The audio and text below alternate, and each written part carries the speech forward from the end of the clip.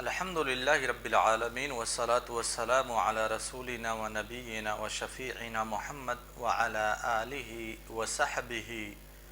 اجمعین ومن تبعہم بإحسان الی یوم الدین اما بعد۔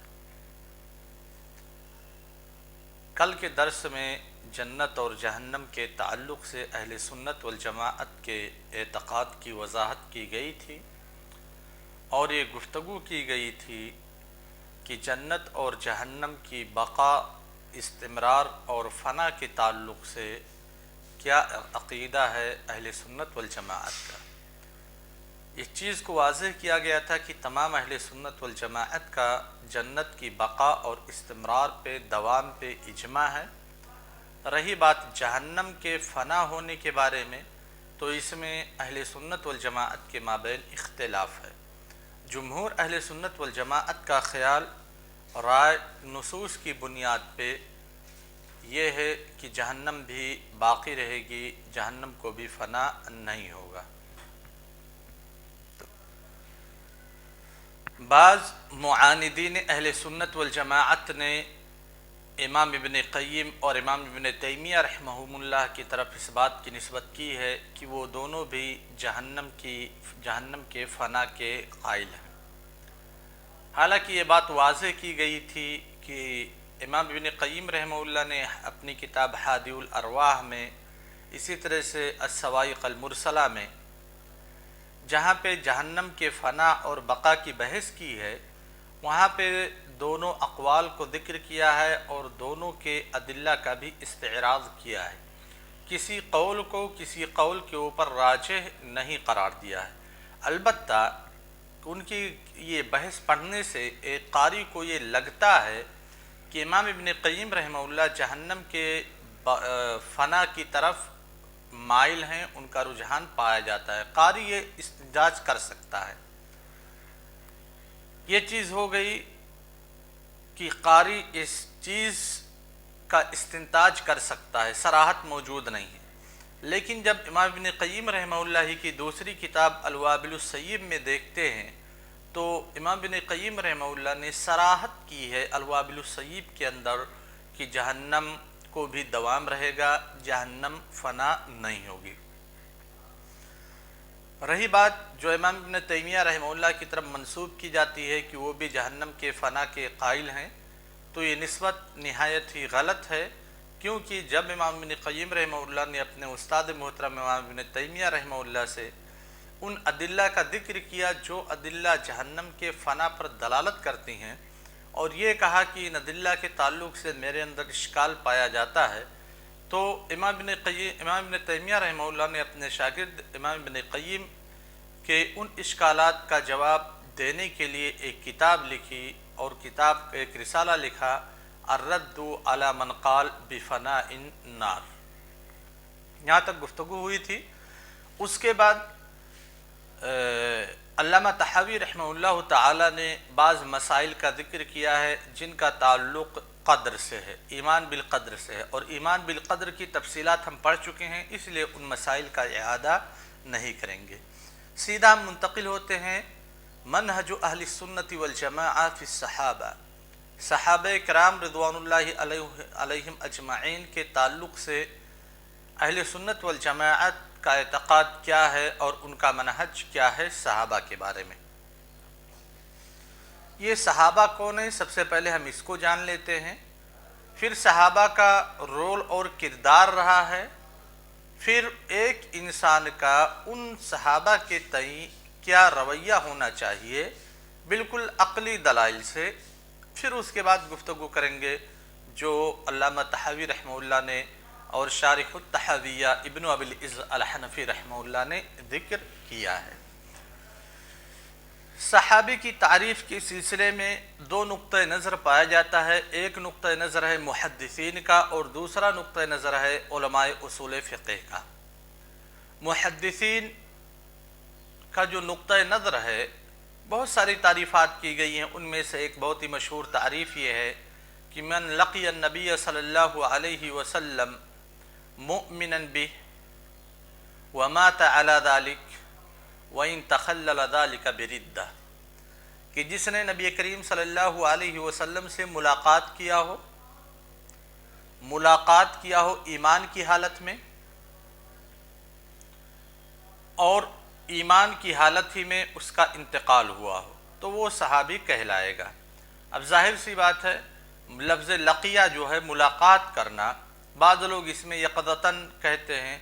کہ بیداری کی حالت میں نبی کریم صلی اللہ علیہ وسلم سے ملاقات کیا ہو، لیکن لفظ ملاقات کا جب اطلاق ہوتا ہے تو خواب کی حالت میں کوئی ملاقات کرے تو وہاں پہ اسے ملاقات نہیں کہتے ہیں۔ خواب بیداری کی حالت ہی میں ایک دوسرے سے مد مقابل ہونا، اسی کو ملاقات کہا جاتا ہے۔ لہذا من لقی النبی صلی اللہ علیہ وسلم، جس نے نبی کریم صلی اللہ علیہ وسلم سے ملاقات کی ہو مؤمنا بہ، نبی کریم صلی اللہ علیہ وسلم پر ایمان لا کر کے، ومات علی الاسلام یا مات علی الایمان، اور ایمان کی حالت میں اس کا انتقال ہوا ہو۔ لہذا وہ جتنے لوگ نبی کریم صلی اللہ علیہ وسلم پر ایمان لائے اور آپ صلی اللہ علیہ وسلم سے ملاقات کا شرف حاصل ہوا اور ان کا انتقال ایمان ہی پہ ہوا ہے، گرچہ بیچ میں وہ مرتد ہو گئے ہوں کسی شبہے کی بنیاد پہ، کچھ لوگوں کے بہکاوے کی بنیاد پہ، لیکن اعتبار ان کے انجام کا ہوگا، ان کے اختتام کا ہوگا، تو وہ سارے لوگ صحابی کہلائیں گے۔ اب یہ صحابہ کا رول کیا ہے؟ در حقیقت صحابہ کرام ہی وہ واسطہ ہے، وہ وسیلہ ہے جن کے ذریعہ سے دین ہم تک پہنچا ہے، جن کے ذریعہ سے قرآن ہم تک پہنچا، جن کے ذریعہ سے نبی کریم صلی اللہ علیہ وسلم کے اقوال، افعال، حرکات و سکنات ہم تک پہنچے۔ صحابہ کرام ہی کی جماعت ہے اور کوئی دوسری جماعت نہیں ہے۔ لہذا جن کے ذریعہ سے ہمارا محبوب دین اللہ تبارک و تعالیٰ کے نزدیک جو پسندیدہ دین ہے وہ ہم تک پہنچا، یہ ہماری ذمہ داری بنتی ہے کہ ان شخصیات کا ہم احترام کریں، ان کی توقیر کریں، ان کی تعظیم کریں، ان کی تکریم اور ان کو عزت سے نوازیں۔ یہ ہمارا اخلاقی فریضہ ہے۔ دینی فریضے کے تعلق سے ابھی گفتگو ہوگی کہ دین نے ہمارے اوپر کیا ذمہ داری عائد کی ہے ان صحابہ کرام کے تعلق سے، لیکن یہ ہمارا اخلاقی فریضہ ہے کہ جن کے واسطے سے ہم کو وہ چیز ملی جو ہماری جان سے بھی، جو ہماری زندگی سے بھی زیادہ بیش قیمت ہے، زیادہ قیمتی ہے۔ اگر ہم کو کسی کے واسطے سے کھانا مل جاتا ہے، جو ہم بھوک کی حالت میں ہوں، کسی کے واسطے سے کھانا مل جاتا ہے، کوئی ہم کو کھانا لا کر کے دے دیتا ہے، ہم اس کے احسان مند ہوتے ہیں، اس کے شکر گزار ہوتے ہیں، اس کا ذکر بار بار کرتے ہیں اپنی محفلوں میں، اپنی مجلسوں میں، اپنے کلام میں، کہ فلاں شخص نے میرے اوپر احسان کیا، میں اس وقت کھانے کا محتاج تھا، اس نے مجھے کھانا کھلایا۔ تو یہ تو کھانے کی بات ہے، کھانے سے بڑھ کر کے کہیں آپ کی جان ہے، اور آپ کی جان سے بڑھ کر کے آپ کا دین ہے، وہ دین جس نے آپ کو زندگی گزارنے کا سلیقہ سکھلایا، وہ دین جو آپ کی رہنمائی ہر ایک موڑ پہ کرتا ہے، ہر ایک قدم پہ کرتا ہے، وہ دین جو آپ کو خیر اور شر کے درمیان تمیز کرنے کا طریقہ بتلاتا ہے، وہ دین جو آپ کو ایک انسان بناتا ہے، وہ دین جو آپ کے لیے ہمیشہ خیر خواہی چاہتا ہے، وہ دین جن کے واسطے سے آیا، کیا وہ لوگ تکریم کے، کیا وہ لوگ تعظیم کے، توقیر کے مستحق نہیں ہیں؟ کیا وہ لوگ مدح و ثنا کے مستحق نہیں ہیں؟ اگر ایک ٹائم کا کوئی ہمیں کھانا کھلا دیا تو اس کی ہم ستائش کرتے رہتے ہیں، اور جن کے ذریعہ سے ہمارا دین ہم تک پہنچا، کیا ہم ان کی ستائش نہیں کریں گے؟ کیا وہ لوگ مدح و ثنا کے قابل نہیں ہیں؟ یقیناً ہیں۔ تو صحابہ کرام رضوان اللہ علیہم اجمعین ہی وہ کڑی ہیں، وہ سلسلہ ہے جن کے ذریعہ سے ہم تک قرآن کریم پہنچا ہے، جن کے ذریعہ سے ہم تک اللہ کے رسول صلی اللہ علیہ وسلم کی اقوال و افعال، حرکات و سکنات و تحرکات پہنچے ہیں۔ اگر ان صحابہ کرام رضوان اللہ علیہم اجمعین میں سے کسی کے اوپر طعن و تشنیع کرتے ہیں، کسی کے اوپر ہم جرح کرتے ہیں، تو در حقیقت یہ کسی ایک منفرد شخصیت پر جرح نہیں ہے، بلکہ اس پوری جماعت پہ جرح کرنے کا ایک چور دروازہ ہے، جس کو ہم شخصیت کا نام لے کر کے تعبیر کرتے ہیں۔ مثلا مثال دے دیتے ہیں، دو لوگ ایسے ہیں جن کے اوپر صحابہ کرام میں سے دو ایسے لوگ ہیں جن کے اوپر کافی جرح و تنقید کی گئی ہے. ایک ہیں حضرت معاویہ رضی اللہ تعالی عنہ، اور پھر حضرت معاویہ رضی اللہ تعالی عنہ سے جو لوگ متعلق ہیں، جو صحابہ کرام متعلق ہیں، خواہ ان کے والد محترم ہوں ابو سفیان رضی اللہ تعالی عنہ، یا پھر عمرو بن عاص رضی اللہ تعالی عنہ. ان لوگوں کے اوپر شیعہ نے کافی جرح کی ہے. ان لوگوں پر جرح کرنے والے اہل سنت والجماعت نہیں ہیں بلکہ شیعہ. اور اہل سنت والجماعت میں سے کچھ ایسے لوگوں نے بھی بعض افعال پر تنقید کیا ہے. حضرت معاویہ رضی اللہ تعالی عنہ کے بعض افعال پر تنقید کیا ہے. خود صحابہ کرام میں سے بعض نے بعض افعال پہ تنقید کیا ہے حضرت معاویہ رضی اللہ تعالی عنہ کی. تو یہ کسی ایک فعل پر تنقید کرنا ہے. ظاہر سی بات ہے، انسان خیر و شر کا مجموعہ ہے. خیر کا صدور اس سے ہوگا تو کہیں پہ شر کا بھی صدور ہوگا. ایسا نہیں ہے کہ وہ معصوم عن الخطا ہے. لیکن صحابہ کرام رضوان اللہ علیہم اجمعین سے اگر غلطی کا صدور ہوتا ہے تو اہل سنت والجماعت کا جو مجموعی نظریہ ہے اہل صحابہ کرام کے بارے میں، وہ یہ ہے کہ سارے کے سارے صحابہ کرام، خاص کر کے جن کی غلطیوں کا تذکرہ کیا جاتا ہے، حضرت معاویہ رضی اللہ تعالیٰ عنہ، یہ مجتہد تھے اور یقیناً ان کے اجتہاد میں کسی کا کوئی کلام نہیں ہے. وہ مجتہد تھے، سارے لوگوں کا اس پہ اتفاق اہل سنت والجماعت کی. تو اگر ان سے کسی غلطی کا صدور ہوا ہے تو محمول کیا جائے گا کہ اجتہاد کی بنیاد پہ وہاں پہ غلطی ہوئی ان سے، اور اس کا معاملہ ہم اللہ تبارک و تعالیٰ کے سپرد کرتے ہیں نبی کریم صلی اللہ علیہ وسلم کے قول کی روشنی میں. اذا حکم الحاکم فاجتہد فاصاب فلہ اجران وَإِنِ اجْتَهَدَ فَأَخْطَأَ فَلَهُ أَجْرٌ وَاحِدٌ. لیکن شیعہ نے جو اعتراض کیا حضرت معاویہ رضی اللہ تعالیٰ عنہ اور ان کے متعلقین پر، یہ اعتراض ایک دوسری نوعیت کا ہے. حضرت معاویہ رضی اللہ تعالیٰ عنہ کو اسلام سے خارج قرار دے دیا. نعوذ باللہ، وہ اسلام سے خارج. اب اس کا سائیڈ ایفیکٹ کیا ہوگا؟ اگر کسی ایک صحابی کو ہم دین اسلام سے خارج قرار دے رہے ہیں تو دوسرے لوگ جو اس صحابی کے ساتھ تھے ان کے اوپر بھی کفر کا فتویٰ صادر کیا جا سکتا ہے. در حقیقت حضرت معاویہ رضی اللہ تعالیٰ عنہ کو اسلام سے خارج قرار دینا شیعوں کی طرف سے یہ صرف ایک تمہید ہے، جو راستہ ہموار کر رہا ہے تمام صحابہ کرام کی تکفیر کا. اور جب تمام صحابہ کرام کی تکفیر کا راستہ ہموار کر دیا جائے گا تو پھر اس دین کے بطلان، قرآن کے بطلان اور احادیث کے ذخیرے کا بطلان کا راستہ اسے ہموار کیا جائے گا. یہ تو صرف ایک شوشہ ہے، چاہے وہ آل بیت کی محبت میں ہو، حضرت علی رضی اللہ تعالیٰ عنہ سے محبت میں یہ بات کہی گئی ہو، حضرت فاطمہ رضی اللہ تعالیٰ عنہ سے محبت کے جذبے میں یہ بات کہی گئی ہو کہ حضرت معاویہ نعوذ باللہ ظالم ہیں، کافر ہیں، فاسق ہیں، فاجر ہیں، وغیرہ وغیرہ. تو یہ ہو گیا ان کی طرف سے، شیعوں کی طرف سے. اس سے بہت خاص ہمیں لینا دینا نہیں ہے کہ شیعوں نے صحابہ کرام کے بارے میں اپنا کیا اعتقاد اپنایا ہے. شیعوں نے تو قرآن کے بارے میں بھی بہت ہی غلط رجحان پیدا کیا، بہت ہی غلط اعتقاد اپنایا ہے. ابھی آپ دیکھ رہے ہوں گے وسیم رضوی کو، یہ شیطان قرآن کی حقانیت اور قرآن کی مصداقیت پر سوال کھڑا کر رہا ہے.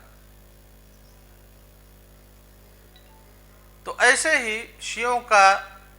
اعتقاد قرآن کے بارے میں بھی بہت معتبر نہیں ہے، بہت معتمد نہیں ہے۔ دوسرے صحابی ہیں جن کو مشق ستم بنایا ہے اہل سنت والجماعت میں سے بعض لوگوں نے، صرف اور صرف اپنے مذہب یا اپنے امام یا اپنے علماء کے اقوال کو مقدم رکھنے کے لیے اور اپنے امام کے قول کو ترجیح دینے کے لیے۔ وہ صحابی جلیل ہیں حضرت ابو ہریرہ رضی اللہ تعالی عنہ۔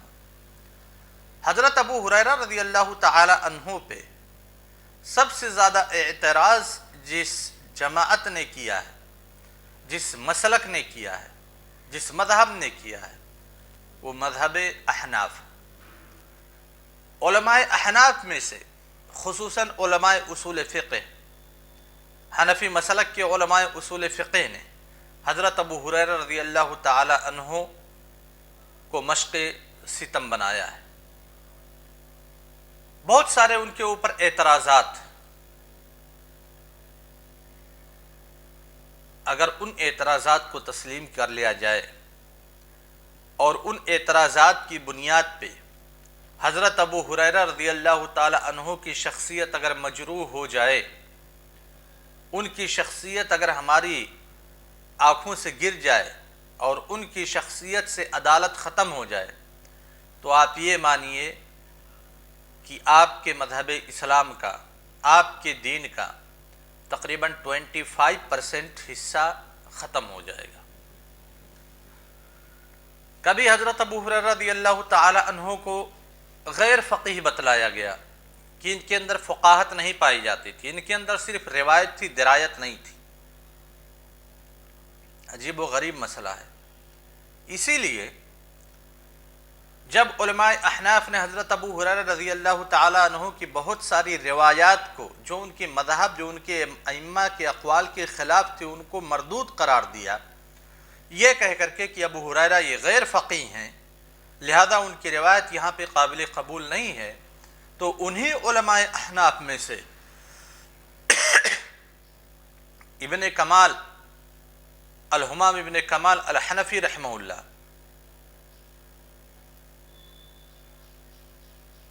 ابن امیر حاج، امیر بادشاہ، یہ جیسے علماء کرام آئے جنہوں نے، خاص کر کے ابن الہمام رحمہ اللہ نے اپنی کتاب التحریر کے اندر جب خبر واحد کے تعلق سے شروط کا تذکرہ کیا کہ خبر واحد کی مقبولیت کے لیے کیا شروط ہیں، ان شروط میں سے ایک شرط جو علماء احناف نے لگائی ہے کہ ان یکون الراوی فقیہا، کہ خبر واحد اگر عموم بلوہ میں وارد ہو، خبر واحد اگر قیاس کے مخالف آ جائے، تو خبر واحد کی قبولیت کے لیے جو شروط ہے ان میں ایک شرط یہ ہے کہ راوی فقیہ ہو۔ راوی اگر غیر فقیہ ہے تو اس کی روایت کو مردود کیا جائے گا۔ وہاں پہ الکمال ابن الہمام رحمہ اللہ تعالی نے، جو کہ علماء احناف میں سے ایک معتبر عالم ہے، 10ویں صدی ہجری کے عالم ہیں، انہوں نے تعجب کا اظہار کیا اور تعجب کا اظہار کرتے ہوئے لکھا، اپنے علماء کے اقوال کو نقل کیا کہ کہتے ہیں کہ ابو ہریرہ غیر فقیہ ہیں۔ اگر ابو ہریرہ رضی اللہ تعالی عنہ غیر فقیہ ہیں تو یہ بات تو مسلم ہے کہ حضرت ابو ہریرہ رضی اللہ تعالی عنہ صحابہ کرام کی موجودگی میں فتویٰ دیتے تھے، تابعین کے دور میں فتویٰ دیتے تھے، وہ امیر تھے، حاکم تھے۔ تو انہوں نے اعتراض کیا، الکمال ابن الہمام رحمہ اللہ تعالی نے، کہ کیا صحابہ کرام رضوان اللہ علیہم اجمعین کی موجودگی میں کوئی ایک غیر فقیہ آدمی فتویٰ دے سکتا تھا؟ کبھی بھی جو علماء ہیں ان سے اس بات کا تصور نہیں ہے کہ وہ اس کا جواب ہاں میں دیں گے کہ صحابہ کرام کی موجودگی میں ایک غیر فقیہ یعنی ایسا شخص جو فقہ سے بالکل عاری ہے وہ فتویٰ دے سکتا تھا۔ لیکن اب حضرت ابو ہریرہ رضی اللہ تعالیٰ عنہ جب صحابہ کرام کی موجودگی میں فتویٰ دیتے تھے اور لوگ ان سے استفتاء کرتے تھے، فتویٰ پوچھتے تھے، تو حضرت ابو ہریرہ رضی اللہ تعالیٰ عنہ کی فقاہت پہ کوئی سوال نہیں اٹھا سکتا۔ لہذا حضرت ابو ہریرہ کے بارے میں یہ کہنا کہ وہ غیر فقیہ تھے، یہ بعید الصواب ہے، لیکن جس مسئلے پہ میں گفتگو کرنا چاہتا ہوں کہ اگر حضرت ابو ہریرہ رضی اللہ تعالیٰ عنہ کو غیر فقیہ مان لیا جائے اور ان کی شخصیت کو مجروح کر دیا جائے تو اس کا سائیڈ ایفیکٹ کیا ہوگا؟ ایک دوسرا شخص آئے گا، وہ حضرت عبداللہ ابن عباس کو صغار صحابہ میں سے مان لے گا، حضرت عبداللہ ابن عمر کو صغار صحابہ میں مان لے گا، حضرت عائشہ رضی اللہ تعالیٰ عنہ کو مان لے گا کہ وہ صرف گھر کی روایات کو نقل کر سکتی ہیں، باہر کی روایات جو انہوں نے نقل کی ہیں وہ جھوٹ پر مبنی ہوگی کیونکہ باہر کی حالات کے بارے میں انہیں علم نہیں ہے۔ تو اس اعتبار سے ہمارا پورا دین منہدم ہو جائے گا۔ اہل سنت والجماعت میں سے جن لوگوں نے یعنی علماء احناف میں سے جن لوگوں نے حضرت ابو ہریرہ رضی اللہ تعالیٰ عنہ کو تنقید کا نشانہ بنایا، یقیناً ان کا جو مقصد تھا، مقصد یہ نہیں تھا کہ ہمارا دین منہدم ہو جائے، ان کا صرف ایک ہی مقصد تھا کہ ہمارے ائمہ کے جو فتاویٰ ہیں وہ فتاویٰ محفوظ رہیں، مردود نہ قرار دیے جائیں۔